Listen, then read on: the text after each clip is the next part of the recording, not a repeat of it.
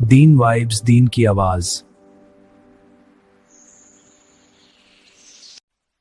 بعض صورتوں کے خاص خاص فضائل احادیث میں وارد ہوئے ہیں، جیسے سورہ فاتحہ، سورہ بقرہ، سورہ آل عمران، سورہ کہف، سورہ ملک، سورہ کافرون، الاخلاص اور موعظتین۔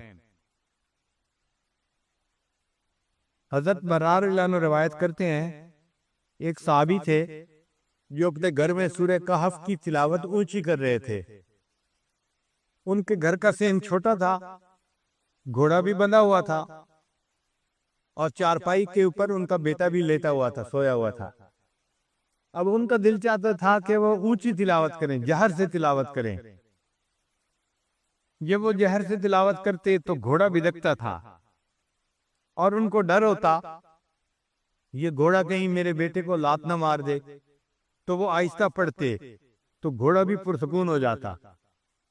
پھر طبیعت میں جوش آتا، شوق اٹھتا، پھر دل چاہتا کہ اونچا پڑھے، پھر گھوڑا بدکنے لگ جاتا۔ یہی ساری رات ہوتا رہا۔ جب صبح کا وقت ہوا، انہوں نے دعا کے لیے ہاتھ اٹھائے تو انہوں نے دیکھا کہ کچھ بادل سے ہیں جن کے اندر روشنیاں ہیں، اور یہ روشنیاں ان کے سر سے دور آسمان کی طرف جا رہی ہیں۔ پھر وہ نبی علیہ السلام کی خدمت میں حاضر ہوئے، فذکر ذلک للنبی صلی اللہ علیہ وسلم۔ انہوں نے نبی علیہ السلام کے سامنے یہ پوری رات کا قصہ بتایا، تو نبی علیہ السلام نے فرمایا کہ یہ اللہ تعالیٰ کے فرشتے تھے جو تمہارے قرآن کی تلاوت سننے کے لیے تمہارے قریب آ گئے تھے۔ اگر تم تلاوت کرتے رہتے تو مدینے کے لوگ اپنی آنکھوں سے اللہ کے فرشتوں کو دیکھ لیتے۔ تو سورہ کہف کی تلاوت سننے کے لیے اللہ کے فرشتے آسمانوں سے نیچے اتر پڑے۔ ابو درداء رضی اللہ عنہ روایت کرتے ہیں، من حافظ 10 آیات من اول سورۃ الکہف، کہ جس بندے نے سورہ کہف کی پہلی 10 آیات کو یاد کر لیا، اسی من فتنۃ الدجال، اللہ تعالیٰ اس کو دجال کے فتنے سے محفوظ فرما لیں گے۔ پھر معاذ رضی اللہ عنہ فرماتے ہیں کہ نبی علیہ السلام نے ارشاد فرمایا، من قرأ اول سورۃ الکہف وآخرها کانت لہ نورا من قدمہ الی رأسہ، کہ جس نے سورہ کہف شروع میں تلاوت کی اس کے لیے قدموں سے لے کے سر تک نور ہوگا۔ ومن قرأہا کلہا، اور جس نے پوری سورہ کہف کی تلاوت کی، کانت لہ نورا ما بین السماء الی الارض، تو اس کے لیے اللہ تعالیٰ زمین سے لے کے آسمان تک نور پیدا فرما دیں گے۔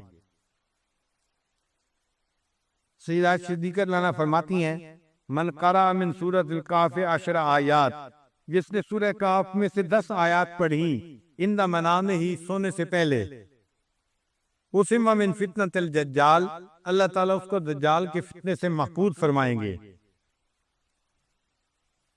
ابن عباس لانا فرماتے ہیں کہ نبی علیہ السلام نے ارشاد فرمایا، سورۃ الکہف تدعی فی التوراۃ حائل، کہ سورہ کہف کا نام تورات کے اندر حائل تھا۔ حائلہ کیا مطلب؟ حائل ہونے والی، یعنی یہ بندے اور قبر کے عذاب کے درمیان حائل ہونے والی صورت ہے، بندے اور شیطان کے درمیان حائل ہونے والی صورت ہے۔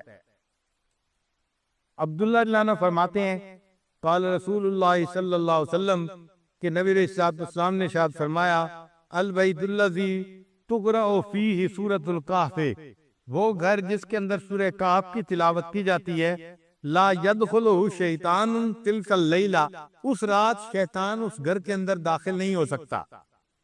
یعنی جو بندہ رات کو سورہ کہف تلاوت کر لے گا، اس گھر کے اندر شیطان رات کو داخل نہیں ہو سکتا۔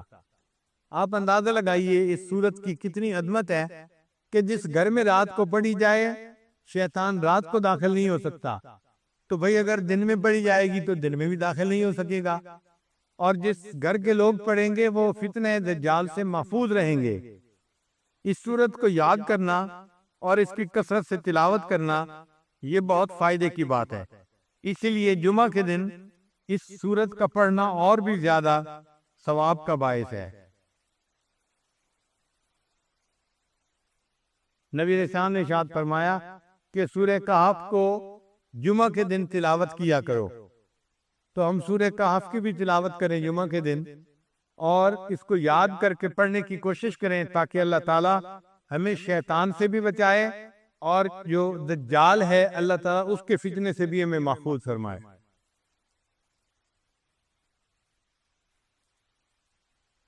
نام نے اس کے جواب میں فرمایا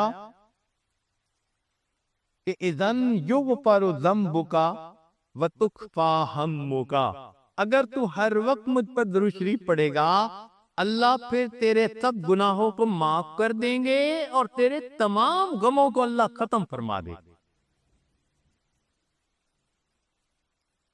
عمر بن خطاب اللہ عنہ فرماتے تھے الدعاء والصلاة معلق بین السماء والارض، دعا اور نماز آسمان اور زمین کے درمیان معلق رہتی ہیں، فلا یصعد الی اللہ منہ شیء حتی یصلی علی النبی صلی اللہ علیہ وسلم، یہ اس وقت تک اوپر قبولیت کے لیے نہیں جا پاتی جب تک کہ ان میں نبی علیہ السلام پر درود شریف نہ پڑھا گیا۔